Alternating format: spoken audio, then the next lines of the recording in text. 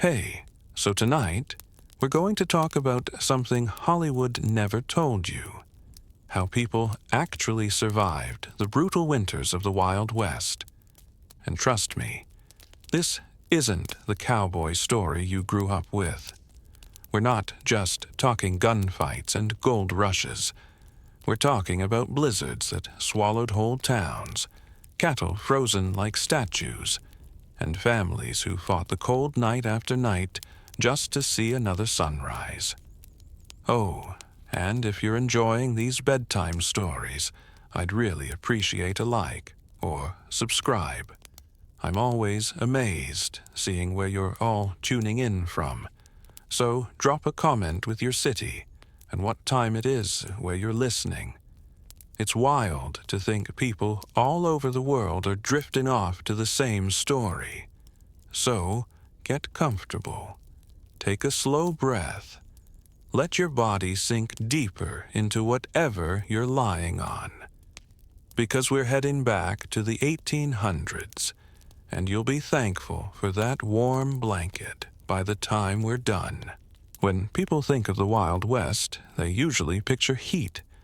Hot desert suns, cowboys wiping sweat from their brows, dusty streets where tumbleweeds roll past. Hollywood sold us that image. The West, they said, was dry, scorching, and endless. And yeah, parts of it were. But here's the trick.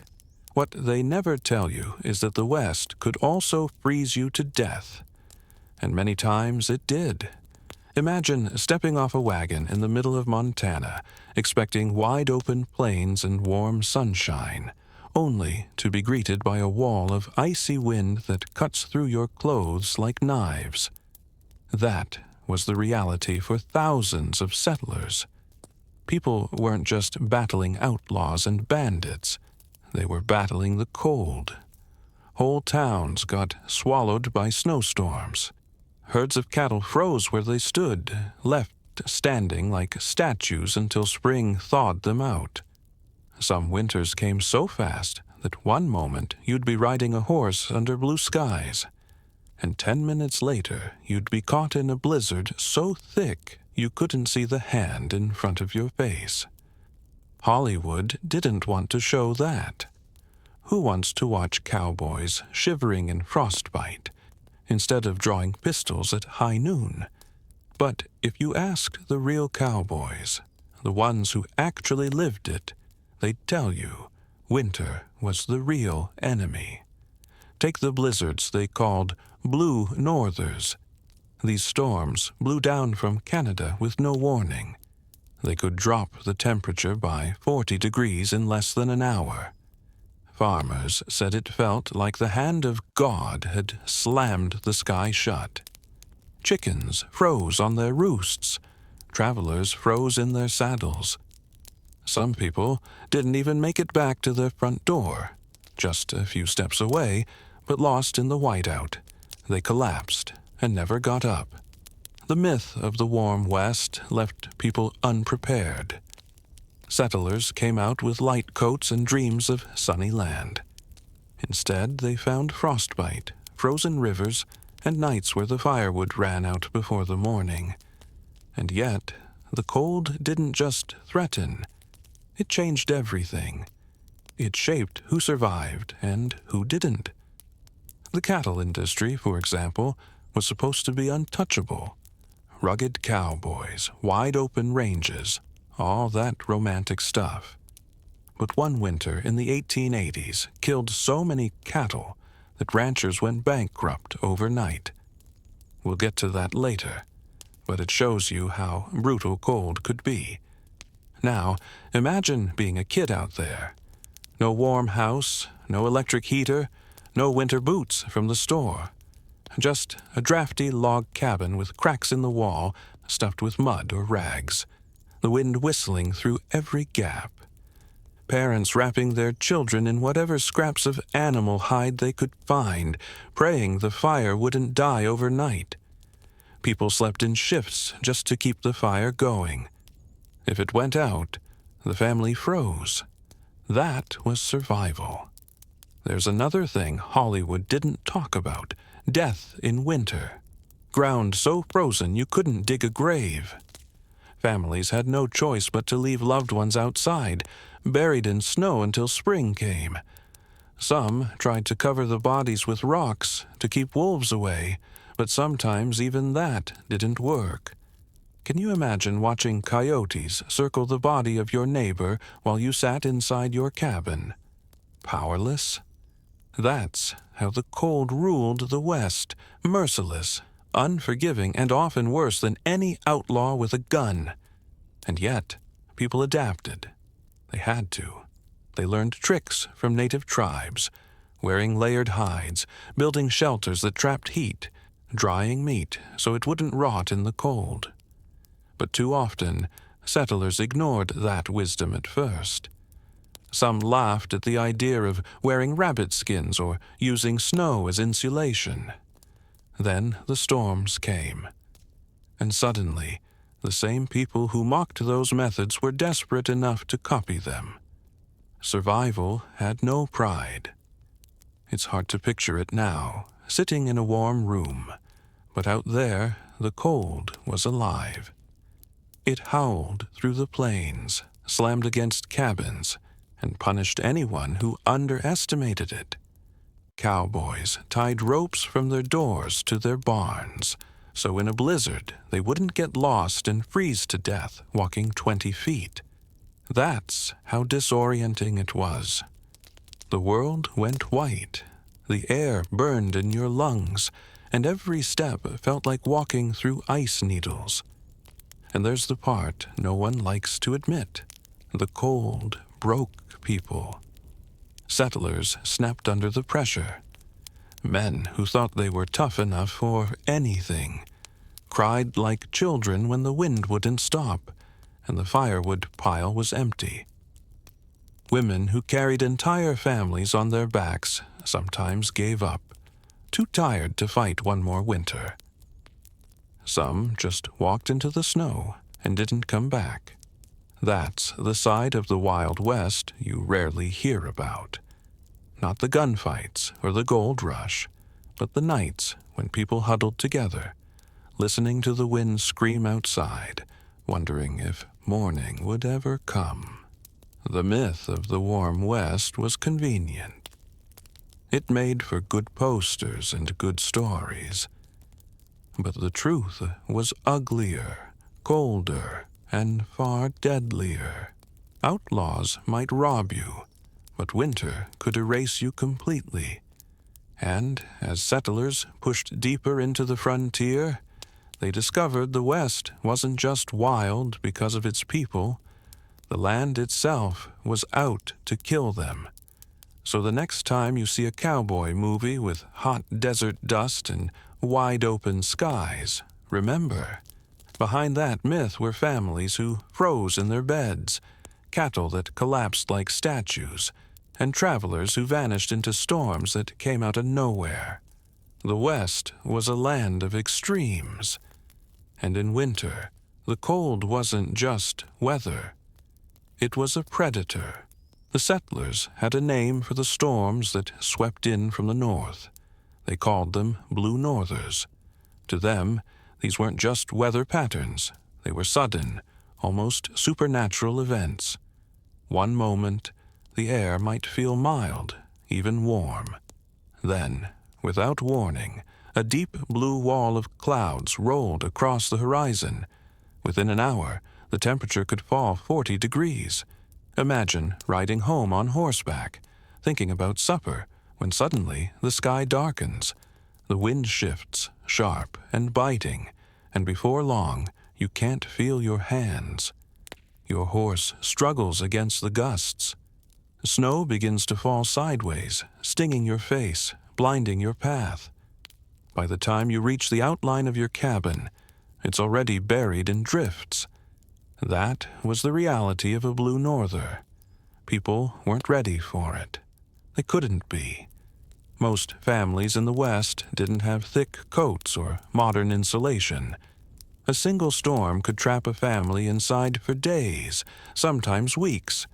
If their woodpile was short, if their food supplies ran thin, they faced a choice: brave the storm or sit in the dark and hope it passed. And for many, stepping outside meant death. There are stories of men who left the house to fetch water only a few yards away and never returned. Lost in the swirling white, they circled until they collapsed. Their families sometimes found them just feet from the door when the snow cleared. That was how disorienting those storms could be. Your whole world reduced to a wall of wind and ice. Children remembered the sound of it. The wind wasn't gentle. It screamed. It rattled doors, whistled through cracks in the walls, and sometimes knocked entire cabins off their foundations. Parents sat through the nights feeding logs into the stove, while their children lay wrapped in quilts, drifting in and out of uneasy sleep. For livestock, there was no shelter strong enough. Cattle froze standing, tails and ears stiff with ice. Ranchers woke to find whole herds gone overnight. Horses, too, would collapse in the fields. And without animals, survival became even harder. No milk, no meat, no way to ride for help. These winters created a strange kind of silence. When the wind eased for a moment, the land felt empty. No birds, no animals, not even the creak of trees, just a stillness so deep it made people uneasy. That silence meant everything around them had either fled or died. Yet people carried on. They had to. They stuffed rags into the gaps of their cabins, burned anything they could spare.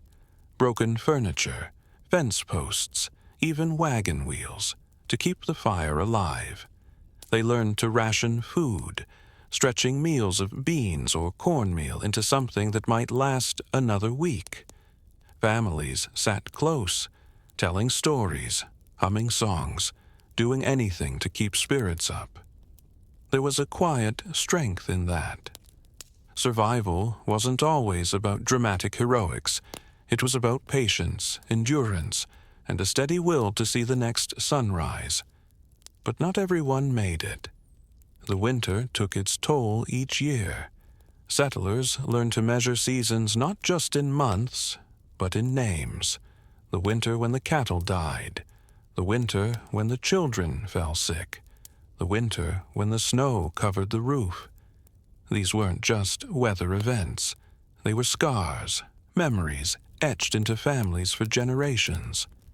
And while outsiders imagined the West as a place of endless summer and golden opportunity, those who lived through its winters knew better. The land had two faces, one baked in the sun, and the other sharpened by cold that could strip life away in an instant. When most people picture a cowboy, they see a man on horseback under the blazing sun. A hat tipped low, dust rising from the trail, the heat of the desert pressing down. But for the men who really worked the cattle drives, winter was often the harsher season. The blizzards were the true test of what they could endure. A cowboy's job didn't pause when the snow began to fall. Cattle still needed to be fed and moved, fences mended, horses cared for. But in the winter storms of the West, even walking to the barn became an act of courage.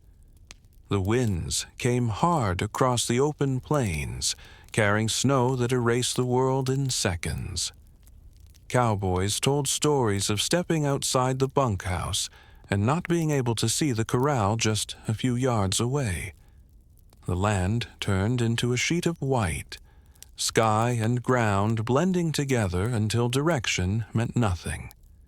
Men tied ropes from their cabin doors to the barn doors so they could guide themselves back hand over hand without getting lost. That was the only way to keep from wandering in circles and freezing before they found shelter again. Inside the bunkhouses, the cowboys huddled close to the fire. Their pay was small, often no more than $20 or $30 a month, and it rarely stretched far enough for good coats or heavy boots. Many wrapped themselves in old blankets or patched-up hides, doing their best to stay warm. Nights were long, with the wind howling outside, and sometimes the snow piled so high against the doors that they had to dig themselves out in the morning. The cattle suffered too. A herd that seemed strong one day could be wiped out the next. Snow drifted high enough to trap the animals, and when the storms dragged on for days, the grass was buried too deep to reach. Cattle grew thin, collapsed, and froze where they fell. Cowboys remembered the sound of it, the eerie quiet of a herd gone still, the animals standing motionless, their breath frozen in the air, like statues left in the fields. For the cowboys, saving the herd meant riding into those storms, circling the cattle, trying to keep them moving so they wouldn't pile together and smother one another. It was dangerous work. Horses slipped on ice, men lost feeling in their hands, and sometimes they didn't make it back to camp. Yet, this was part of the life they chose, or the life they were born into, and still there was a certain calm to it. After the storm passed, the plains lay quiet under a blanket of snow. The air turned crisp, the horizon stretched wide and white, and the cowboys went back to their work, mending, herding, surviving. It wasn't the image of the cowboy that filled dime novels or Hollywood reels. There were no cheers, no duels, no gold dust. Just men and their horses, bracing against the cold, doing the quiet work that kept families and ranches alive. And every cowboy knew this. The blizzards didn't care who you were. Rich ranch owner or hired hand, young boy or hardened rider. The storm would test you just the same, long before wagons rolled west, before railroads carved steel paths across the plains. People were already living in that land. Native tribes had faced the cold for centuries, learning its moods, adapting to its sudden turns, and finding ways not just to survive, but to endure. Their knowledge was born from trial and error, passed down through generations. They knew how to read the sky, how to sense the shift in the wind that meant a storm was near. They built shelters that worked with the land instead of against it. In the winter, teepees were lined with buffalo hides, layered so that heat stayed trapped inside. Fires burned at the center, smoke curling upward, while snow piled around the base, adding insulation rather than danger. To outsiders, it looked primitive, but to those who lived there, it was warmth in the middle of a frozen wilderness. Clothing, too, was crafted with purpose. Furs were worn not for style but for survival. Rabbit skins sewn together made blankets light yet warm. Moccasins stuffed with grasses kept feet dry and insulated. Even in the harshest blizzards, these methods worked. When settlers arrived, many dismissed these practices. They carried wool coats and iron stoves, convinced that civilized ways were superior. But the land had little care for pride.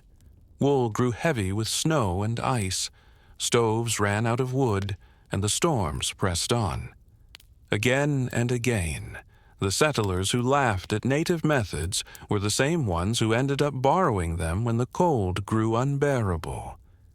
Food was another lesson. While settlers struggled when crops failed in winter, native tribes dried strips of meat into jerky or pounded it with berries and fat into pemmican, a food that could last for months and provide strength during lean times. Herbs were brewed into teas that eased fever and warmed the body. Snow itself was sometimes used as protection. Dugout shelters where the thick walls of ice shielded against the cutting wind. To many settlers, it seemed strange, even foolish.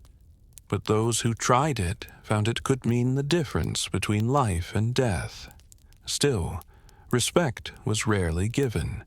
Stories spread of pioneers who mocked the savage ways, only to be found later, frozen and starved, while native families carried on through the storm. It wasn't uncommon for desperate settlers to steal food, hides, or even children's clothing from native camps when they couldn't manage on their own. Survival made people desperate, and desperation often bred cruelty. There were moments of generosity, too. Tribes sometimes shared their knowledge freely, teaching newcomers how to prepare for the long winters. But more often, those lessons were taken without acknowledgement.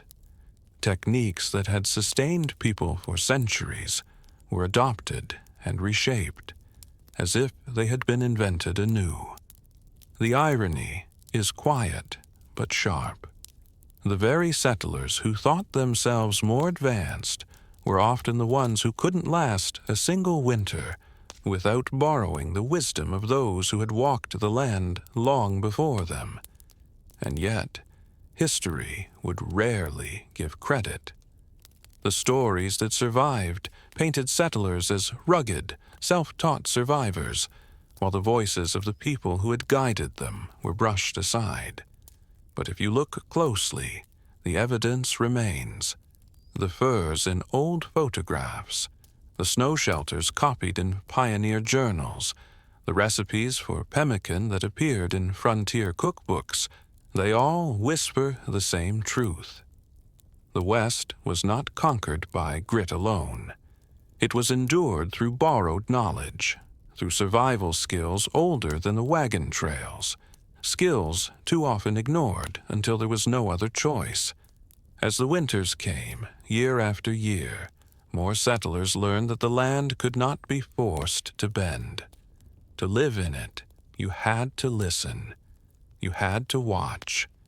And often, you had to swallow your pride and follow the footsteps of those who had already walked there, leaving tracks in the snow long before you arrived. Winter was not only about the cold on your skin. It was about the emptiness in your stomach. When storms closed in and the snow piled high, supplies vanished fast. Flour ran out, beans were gone, and cornmeal barrels sat empty. Hunting was no guarantee. Animals hid deep in the forests or migrated away. And when livestock froze in the fields, there was no fresh milk, no eggs, no meat. Hunger settled over the camps like another layer of frost. Families stretched what they had as far as they could. A handful of beans might be boiled into a thin soup that lasted for days. Bread was made from whatever scraps of grain could be ground. Some chewed on strips of rawhide or boiled leather from old harnesses, softening it enough to swallow. It filled the belly, but offered no real strength. People turned to the land itself. They scraped bark from trees, brewed it into bitter teas, or roasted roots dug from beneath the snow. Pine needles steeped in hot water gave a sharp, resin taste, but at least it warmed the body. Survival wasn't about eating well. It was about eating something, anything, to keep moving. And yet, in the darkest winters, rumors whispered through the settlements. Stories of families who disappeared into the snow, only for survivors to emerge months later, thinner and silent, unwilling to say what had happened inside those cabins. The most infamous tale is the Donner Party, trapped in the Sierra Nevada in 1846, where desperation pushed them into choices no one speaks of easily. But they weren't the only ones. Across the frontier, whispers of cannibalism appeared in scattered accounts, tucked between journal entries or passed down in hushed tones. Most families never reach that point, but the fear of it haunted them. It was a reminder of how fragile life was when cut off from food. Hunger stripped away the illusions of toughness, leaving only a question. What would you do if the cold pressed on and there was nothing left to eat? Not every story was grim. Some managed clever solutions. Meat was dried in the autumn and stored carefully, lasting through months of snow. Jerky, pemmican, and salted pork kept families alive. Neighbors sometimes shared what little they had, passing food between cabins to help one another last until spring. Those who prepared, who thought ahead, became lifelines for entire communities. But not everyone had the luxury of foresight. Many were new arrivals, settlers still learning the ways of the land. And when the storms came, when weeks stretched into months, the fight against hunger became just as deadly as the fight against frostbite. Hunger shaped the memory of those winters. People would look back years later and mark the season not by how deep the snow was, but by what they had been forced to eat. The winter of leather soup, the winter of bark tea, the winter when the children went to bed with nothing at all. It wasn't glamorous, and it wasn't the story people wanted to tell. But in the West, survival often meant lowering your pride, boiling what you once thought inedible, and swallowing it slowly, praying for the day the land would thaw again. For many settlers, the greatest comfort in winter was fire. A warm stove or a glowing hearth meant survival. It meant light in the dark and heat against the frost that pressed against cabin walls. But fire was not just a friend. It was a danger that waited in every spark. Cabins were built quickly, often with green wood that popped and cracked when it burned. Roofs were made from dried grass, bark, or thin planks that caught fire easily. Chimneys froze over, clogging with soot and ice until the smoke backed into the room. Families huddled close for warmth, but too close meant flames licking at blankets or sparks landing in straw. Some nights, families woke to the smell of smoke, scrambling to beat back the flames with wet rags or snow scooped from outside. Others weren't so lucky. Whole cabins burned down in the middle of a blizzard, leaving survivors standing barefoot in the snow, watching the only shelter they had vanish in minutes. The fire kept them alive until it killed them. And yet, letting the fire die wasn't an option. Without it, the cold crept in mercilessly.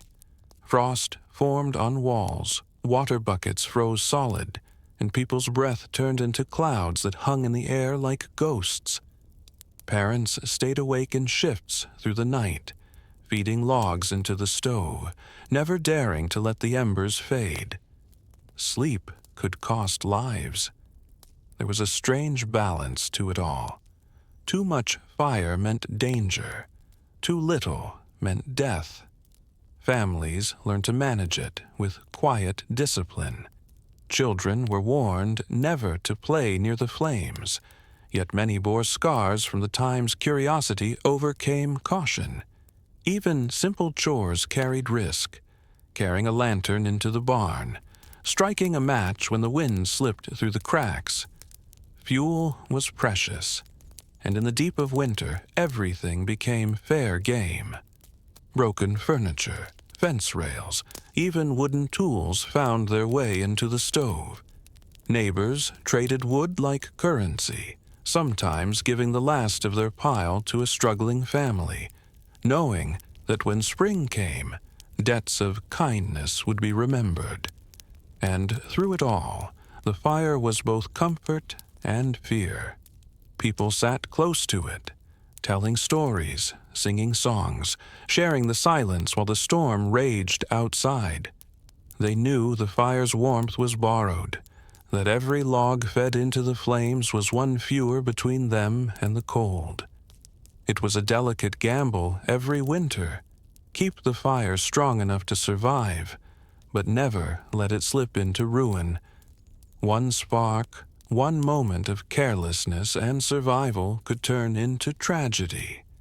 So the people of the West lived with that constant tension, knowing that the same flames that kept them alive could just as easily take everything away.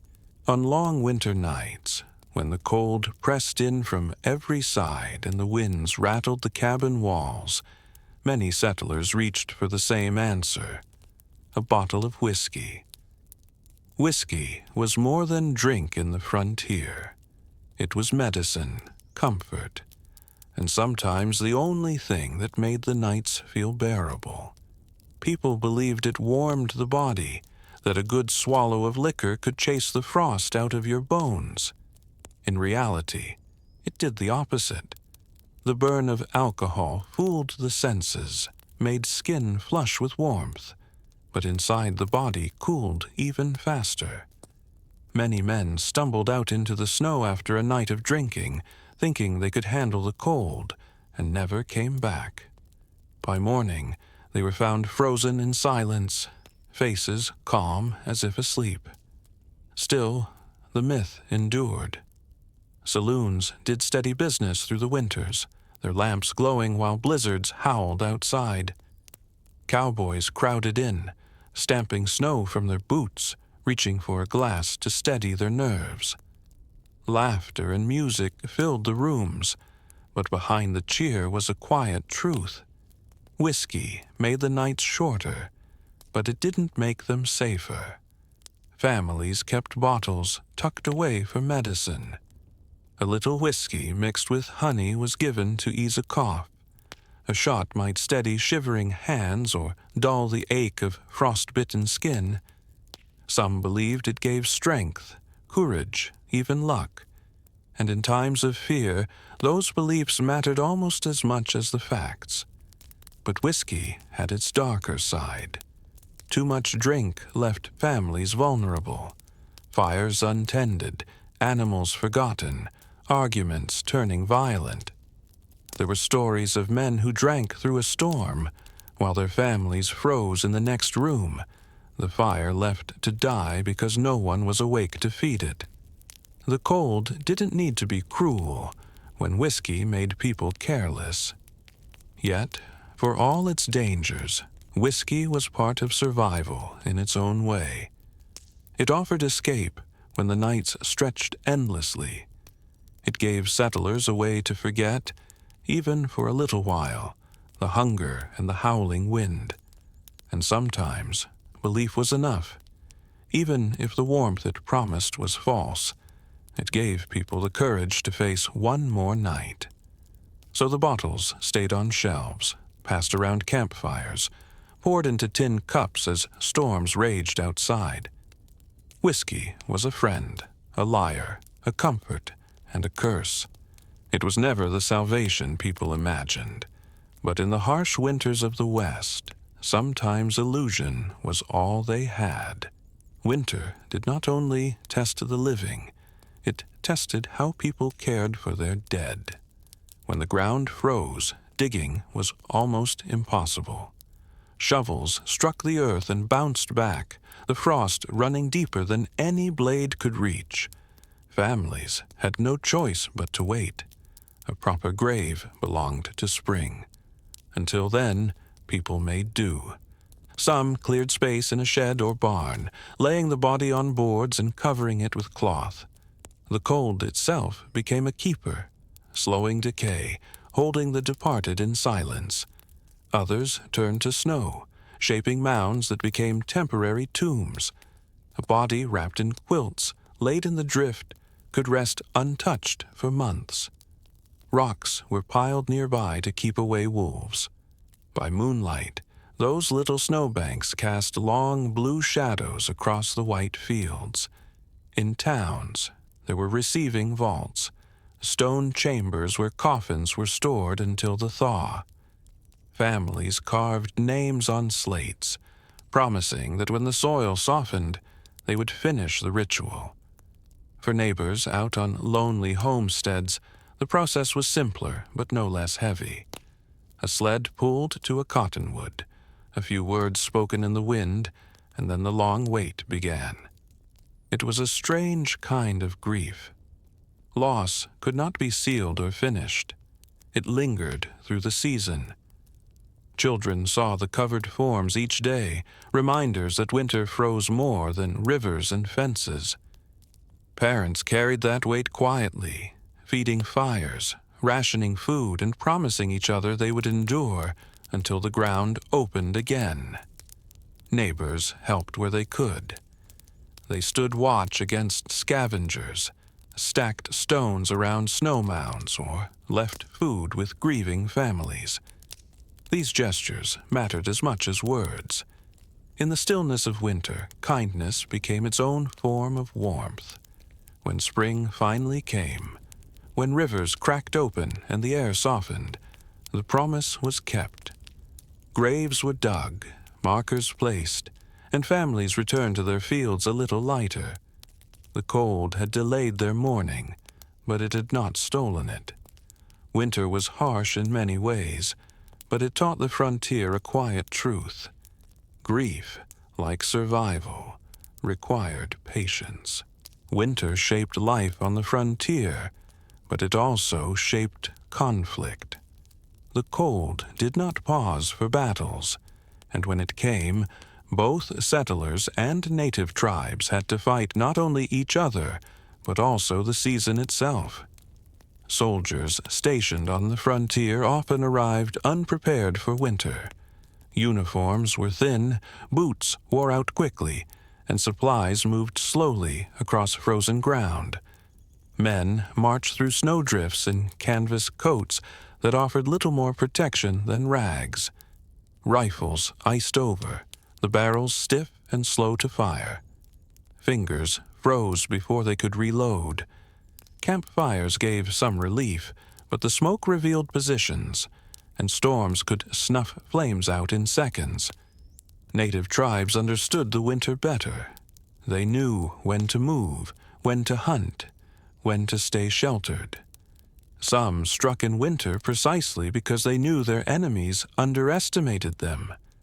Raids came quietly, under cover of storms, when soldiers huddled in their tents or settlers hunkered in cabins. A blizzard became an ally, its howling winds drowning out the sound of hooves, its swirling snow hiding riders until it was too late. For settlers, winter attacks brought fear unlike any other season. Defenses were already thin, food stores low, and warmth scarce. A raid in summer could mean rebuilding.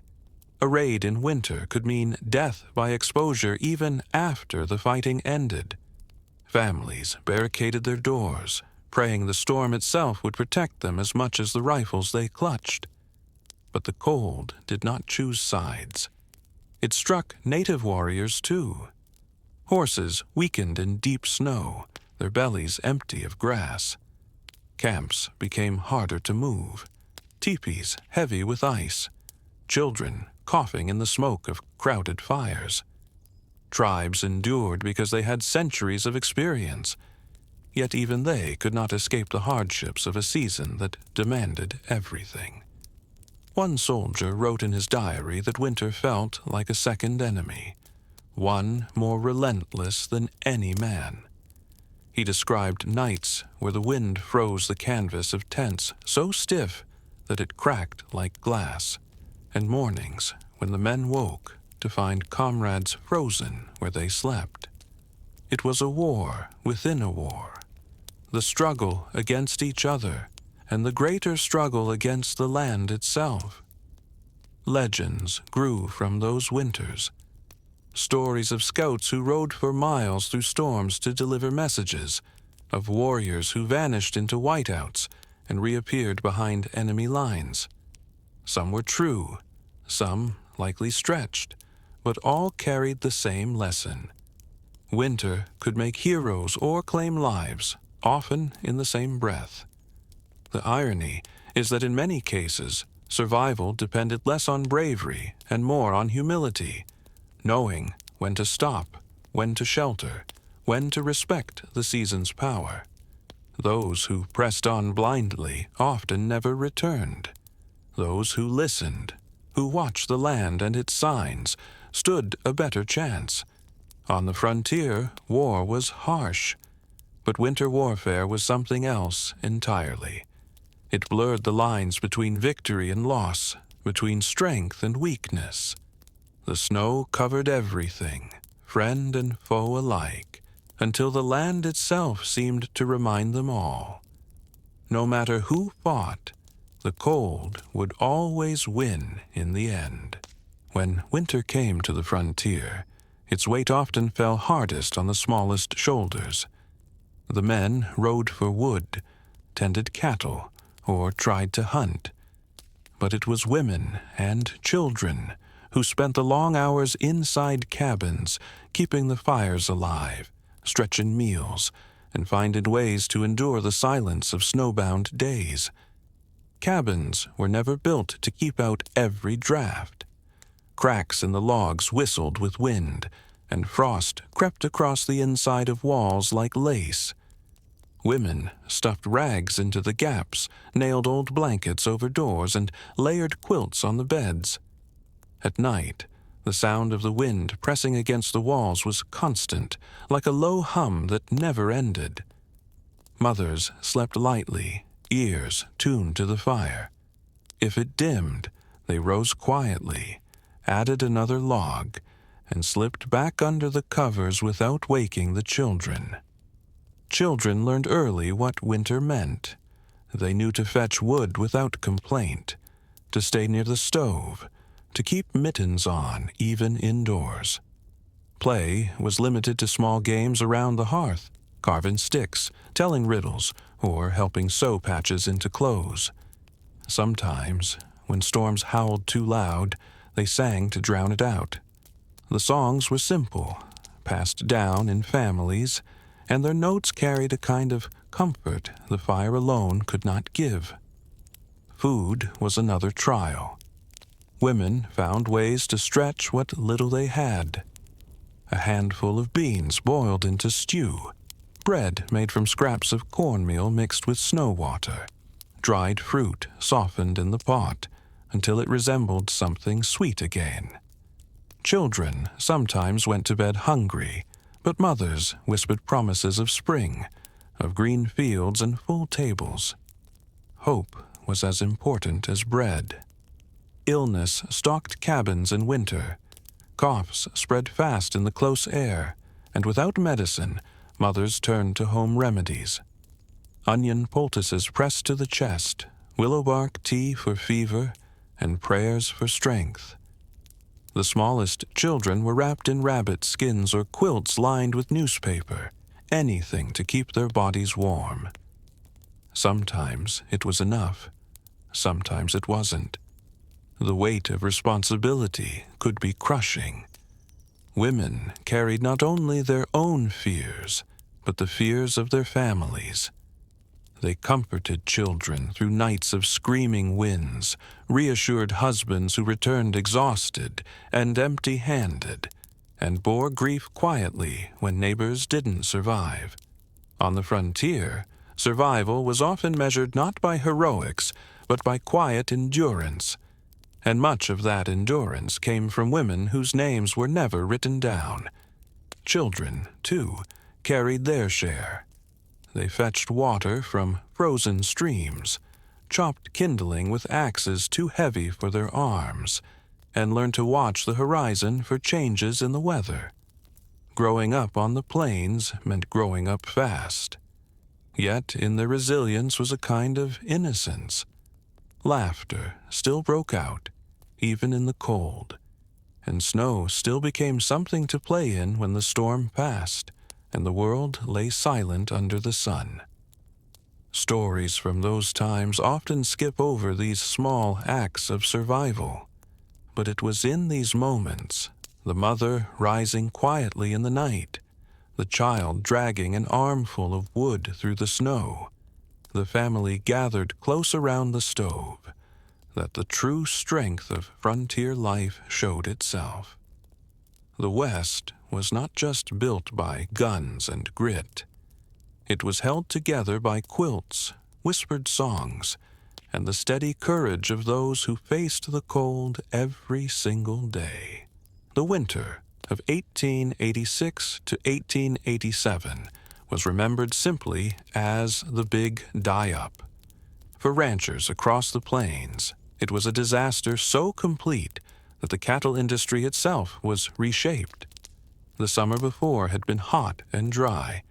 Grass withered on the open range, and herds went into winter already weaker than usual.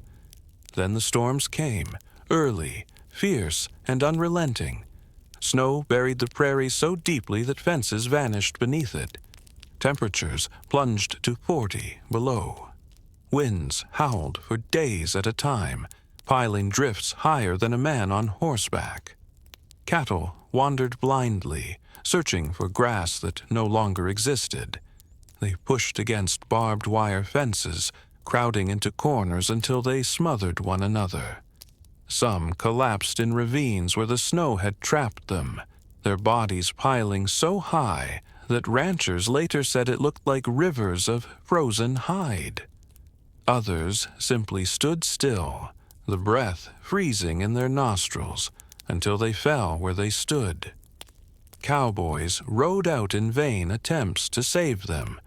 They tried to drive the herds to shelter, but the blizzards swallowed sound and sight alike. Horses stumbled in the drifts, men lost all feeling in their hands, and the cattle, too many and too weak, could not be moved. At times, the only thing a cowboy could do was sit in the saddle and watch helplessly as the animals dropped around him, one by one. When spring finally broke, the land revealed its losses. Carcasses stretched for miles, scattered across the plains.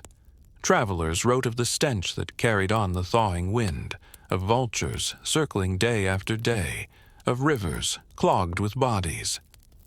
Some ranches lost more than half their herds. Others lost everything. Fortunes disappeared in a single season. The open-range system, once thought invincible, collapsed under the weight of that winter. Cattle barons who had boasted of endless wealth found themselves ruined. The myth of the frontier as a land of limitless opportunity cracked wide open. Ranchers began fencing off land, storing hay, and planning carefully for the winters ahead. The old dream of endless grass, of cattle roaming free without preparation, was gone forever. For the families who lived through it, the memory lingered long after. Children remember the silence of empty corrals, the sight of bones bleaching under the sun that summer, the sudden end of prosperity that had seemed so certain. Old cowboys spoke of that winter with lowered voices, as if the memory itself still carried a weight of frost. The great die-off was more than a tragedy of animals. It was a reminder that the land ruled the West, not men. All the money, all the pride, all the ambition of cattle barons could not outmatch a single season of merciless cold. And in that winter, the West itself seemed to whisper a hard truth. Survival was never guaranteed. Not for cattle, not for ranchers, not for anyone who believed the frontier could be tamed. Winter pressed hard on people, but they weren't the only ones starving. The cold made hunters out of everything with teeth. Wolves and coyotes followed the trails of settlers, circling their cabins, watching from the tree lines. Hunger pulled them close. On quiet nights, families heard the howls echo across the plains. Wolves moved in packs, their voices rising in eerie harmony, carrying farther than the wind itself. Coyotes yipped and laughed in smaller groups, bold enough to creep close to barns and snatch chickens when no one was looking. For settlers who already feared the cold, those sounds in the dark added another weight. Livestock was easy prey. A weak calf, a stray horse, a cow too slow to move through the drifts. Once the wolves closed in, there was little to be done. Cowboys told stories of riding out at dawn to find only bones in the snow, the ground torn red where the pack had fed. Some kept rifles by the doors, firing into the night when the howling drew too close. Others set traps or strung lanterns, hoping the light might keep predators away. But the animals were clever. Wolves tested fences, probed barns, and waited patiently. They learned that hunger made settlers careless. A man who stepped out to fetch wood without his rifle might not return. Children were warned not to wander, but stories linger of those who did. Small tragedies whispered only within families. For the native tribes, wolves were not only threat but teacher. They admired their endurance, their ability to survive the same storms. Some stories called them brothers of the cold. Settlers, however, saw only enemies. A wolf near the cabin meant danger, meant one more night of fear layered on top of hunger. Coyotes were different, sly and mocking. They scavenged around camps, slipping through shadows, always laughing in their strange, sharp voices. People said it was worse to hear a coyote laugh while you sat hungry than to hear the wind scream. It felt personal, like the land itself was taunting your weakness. Yet, the wolves and coyotes played their part in balance. They fed on the cattle carcasses left from blizzards, on the frozen dead of the prairie, cleaning what humans could not. Their presence was a reminder. Out here, survival was shared. People, animals, even predators, they all fought the same cold, the same hunger. Some settlers claimed victory over them, mounting hides on walls, telling tales of the wolf they shot at the edge of the barn. But the truth was simpler. The wolves always came back. The coyotes never stopped laughing. Winter gave them strength as much as it gave people fear.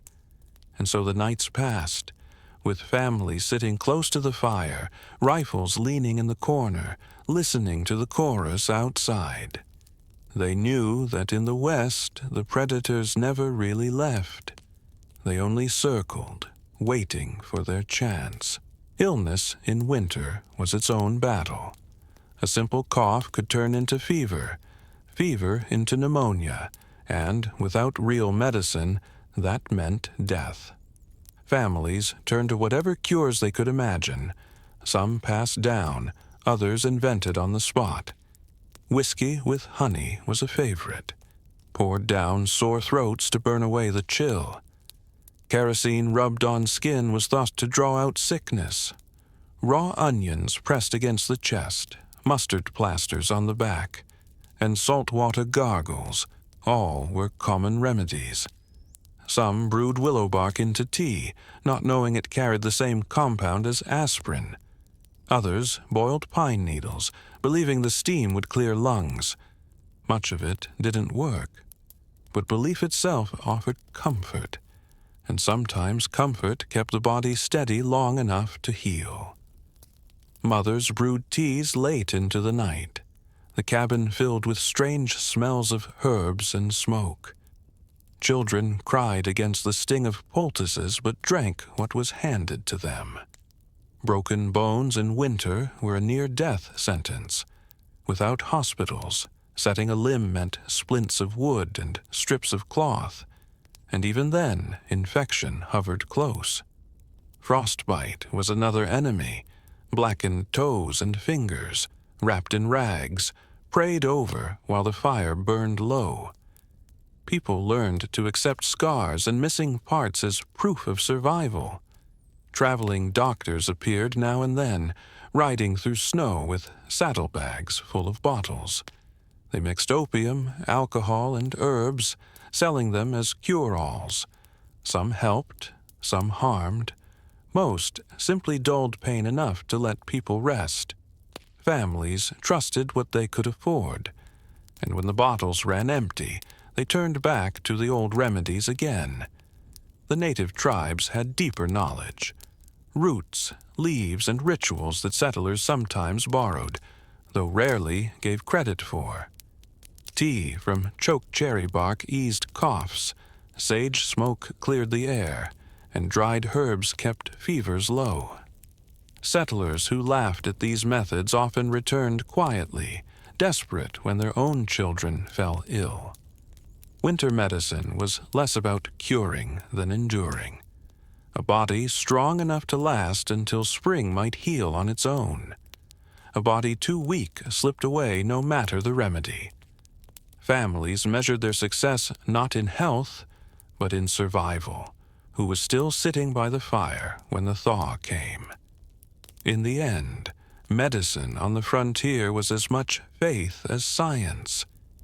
Each cough soothed, each fever calmed, was one more victory in a season where victories were rare. Every harsh land breeds stories, and the winter frontier was no different. Out of the storms and hunger came tales of people who should have perished, but somehow endured. There was the cowboy who walked 30 miles through a blizzard after his horse fell, arriving half dead at a ranch house and living to tell the tale. The mother who kept her children alive by burning every piece of furniture in the cabin, even the bed she slept on. The trapper who carved shelter into a snowbank and lived alone for weeks, emerging with a beard full of ice but still breathing. Some stories stretched truth. Men claimed they fought off wolves with nothing but knives, or crossed frozen rivers carrying children on their backs. But even the exaggerations carried a kernel of reality. Survival demanded impossible things, and sometimes people found themselves capable of the impossible. These legends grew around campfires, told by those who needed reminders that winter could be beaten. Children listened wide-eyed, imagining themselves as heroes of storms yet to come. Families repeated the tales each year, polishing them until they gleamed brighter than fact. What made them powerful wasn't whether they were true, but what they promised, that humans could endure, that no storm was absolute. In a world where death often felt closer than life, those stories kept people steady. Legends gave shape to courage. They turned suffering into meaning, hardship into pride. And though many names faded from memory, the tales lived on, echoing in the quiet of long nights when the wind howled outside. Looking back, the question lingers. Did the brutal winters of the West create stronger people, or simply leave behind those hardened enough to survive? The cold shaped everything. It destroyed fortunes overnight, forced families into desperate choices, and carved scars into communities that lasted for generations. It made people cautious, resourceful, and relentless. But it also broke many, leaving behind graves marked by simple wood and stone. Some say the cold forged resilience, the ability to face storms with calm, to prepare, to endure. It taught families to work together, to share when there was little, to invent ways of living that bent to the land instead of fighting it. Without that toughness, the frontier might never have been settled. Others see cruelty. They remember children buried in snowbanks, cattle dead in fields, neighbors lost within steps of their own doors.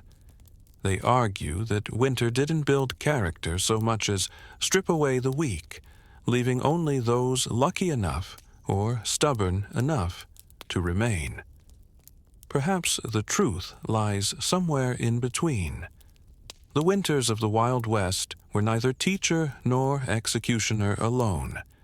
They were part of the land itself, vast, merciless, and indifferent. People who lived through them carried stories that blurred the line between survival and suffering, pride and pain. What is certain is that the cold was no myth.